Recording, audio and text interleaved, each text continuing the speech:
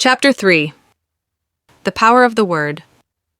A person knowing the power of the word becomes very careful of his conversation. He has only to watch the reaction of his words to know that they do not return void. Through his spoken word, man is continually making laws for himself. I knew a man who said, "I always miss a car. It invariably pulls out just as I arrive." His daughter said, "I always catch a car. It's sure to come just as I get there." This occurred for years. Each had made a separate law for himself, one of failure, one of success. This is the psychology of superstitions. The horseshoe, or rabbit's foot, contains no power, but man's spoken word and belief that it will bring good luck creates expectancy in the subconscious mind and attracts a lucky situation. I find, however, this will not work when man has advanced spiritually and knows a higher law. One cannot turn back and must put away graven images. For example, 2 men in my class had had great success in business for several months, when suddenly everything went to smash. We tried to analyze the situation, and I found, instead of making their affirmations and looking to God for success and prosperity, they had each bought a lucky monkey. I said, "Oh, I see. You have been trusting in the lucky monkeys instead of God. Put away the lucky monkeys and call on the law of forgiveness, for man has power to forgive or neutralize his mistakes." They decided to throw the lucky monkeys down a coal hole, and all went well again. This does not mean, however, that one should throw away every lucky ornament or horseshoe about the house, but he must recognize that the power back of it is the one and only power, God, and that the object simply gives him a feeling of expectancy. I was with a friend one day who was in deep despair. In crossing the street, she picked up a horseshoe. Immediately, she was filled with joy and hope. She said God had sent her the horseshoe in order to keep up her courage. It was indeed, at that moment, about the only thing that could have registered in her consciousness. Her hope became faith, and she ultimately made a wonderful demonstration. I wish to make the point clear that the men previously mentioned were depending on the monkeys alone, while this woman recognized the power back of the horseshoe. I know, in my own case, it took a long while to get out of a belief that a certain thing brought disappointment. If the thing happened, disappointment invariably followed. I found the only way I could make a change in the subconscious was by asserting, "There are not 2 powers, there is only one power. God, therefore, there are not disappointments, and this thing means a happy surprise." I noticed a change at once, and happy surprises commenced coming my way. I have a friend who said nothing could induce her to walk under a ladder. I said, "If you are afraid, you are giving in to a belief in 2 powers, good and evil, instead of one. As God is absolute, there can be no opposing power, unless man makes the false of evil for himself. To show you believe in only one power, God, and that there is no power or reality in evil, walk under the next ladder you see." Soon after, she went to her bank. She wished to open her box in the safe deposit vault, and there stood a ladder on her pathway. It was impossible to reach the box without passing under the ladder. She quailed with fear and turned back. She could not face the lion on her pathway. However, when she reached the street, my words rang in her ears, and she decided to return and walk under it. It was a big moment in her life, for ladders had held her in bondage for years. She retraced her steps to the vault, and the ladder was no longer there. This so often happens. If one is willing to do a thing he is afraid to do, he does not have to. It is the law of non-resistance, which is so little understood. Someone has said that courage contains genius and magic. Face a situation fearlessly, and there is no situation to face. It falls away of its own weight. The explanation is that fear attracted the ladder on the woman's pathway, and fearlessness removed it. Thus, the invisible forces are ever working for man, who is always pulling the strings himself, though he does not know it. Owing to the vibratory power of words, whatever man voices, he begins to attract. People who continually speak of disease invariably attract it. After man knows the truth, he cannot be too careful of his words. For example, I have a friend who often says on the phone, "Do come to see me and have an old-fashioned chat." This old-fashioned chat means an hour of about 500 to 1,000 destructive words, the principal topics being loss, lack, failure, and sickness. I reply, "No, I thank you. I've had enough old-fashioned chats in my life, They are too expensive, but I will be glad to have a new fashion chat and talk about what we want, not what we don't want.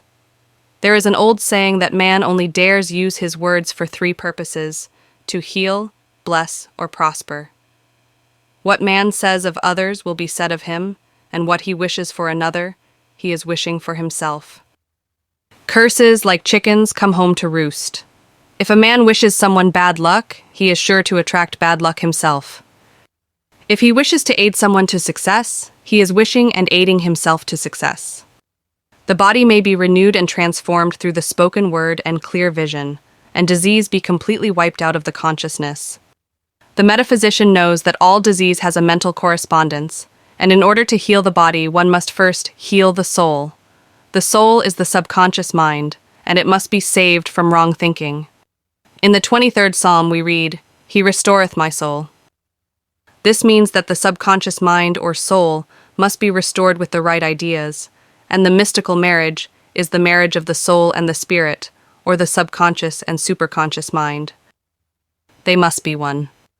When the subconscious is flooded with the perfect ideas of the superconscious, God and man are one. I and the Father are one. That is, he is one with the realm of perfect ideas. He is the man made in God's likeness and image, imagination, and is given power and dominion over all created things, his mind, body, and affairs. It is safe to say that all sickness and unhappiness come from the violation of the law of love. A new commandment I give unto you, love one another, and in the game of life, love or goodwill takes every trick. For example, a woman I know had for years an appearance of a terrible skin disease. The doctors told her it was incurable and she was in despair. She was on the stage, and she feared she would soon have to give up her profession, and she had no other means of support. She, however, procured a good engagement, and on the opening night made a great hit. She received flattering notices from the critics, and was joyful and elated. The next day she received a notice of dismissal. A man in the cast had been jealous of her success and had caused her to be sent away. She felt hatred and resentment taking complete possession of her, and she cried out, "Oh God, don't let me hate that man." That night she worked for hours, in the silence. She said, "I soon came into a very deep silence. I seemed to be at peace with myself, with the man, and with the whole world. I continued this for 2 following nights, and on the 3rd day I found I was healed completely of the skin disease. In asking for love or goodwill, she had fulfilled the law, for love is the fulfilling of the law, and the disease, which came from subconscious resentment, was wiped out." Continual criticism produces rheumatism, as critical, inharmonious thoughts cause unnatural deposits in the blood, which settle in the joints. False growths are caused by jealousy, hatred, unforgiveness, fear, etc. Every disease is caused by a mind not at ease. I said once in my class, "There is no use asking anyone, 'What's the matter with you?' We might just as well say, 'Who's the matter with you?'" Unforgiveness is the most prolific cause of disease. It will harden arteries or liver and affect the eyesight. In its train are endless ills. I called on a woman one day who said she was ill from having eaten a poisoned oyster. I replied, "Oh no, the oyster was harmless, you poisoned the oyster." "What's the matter with you?" She answered, "Oh, about 19 people." She had quarreled with 19 people and had become so inharmonious that she attracted the wrong oyster. Any disharmony on the external indicates there is mental disharmony. As the within, so the without. Man's only enemies are within himself. And a man's foes shall be they of his own household. Personality is one of the last enemies to be overcome, as this planet is taking its initiation in love. It was Christ's message, peace on earth, goodwill towards man. The enlightened man therefore endeavors to perfect himself upon his neighbor. His work is with himself to send out goodwill and blessings to every man, and the marvelous thing is that if one blesses a man, he has no power to harm him. For example, a man came to me asking to treat for success in business. He was selling machinery, and rival appeared on the scene with what he proclaimed was a better machine, and my friend feared defeat. I said, "First of all, we must wipe out all fear, and know that God protects your interest, and that the divine idea must come out of the situation. That is, the right machine will be sold by the right man to the right man. And I added, don't hold one critical thought towards that man. Bless him all day and be willing not to sell your machine if it isn't the divine idea. So he went to the meeting, fearless and non-resistant, and blessing the other man. He said the outcome was very remarkable. The other man's machine refused to work, and he sold his without the slightest diff. He said the outcome was very remarkable. The other man's machine refused to work, and he sold his without the slightest difficulty.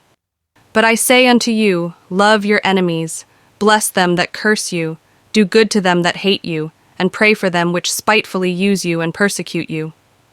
Goodwill produces a great aura of protection about the one who sends it, and no weapon that is formed against him shall prosper. In other words, love and goodwill destroy the enemies with one's self. Therefore, one has no enemies on the external. There is peace on earth for him who sends goodwill to man.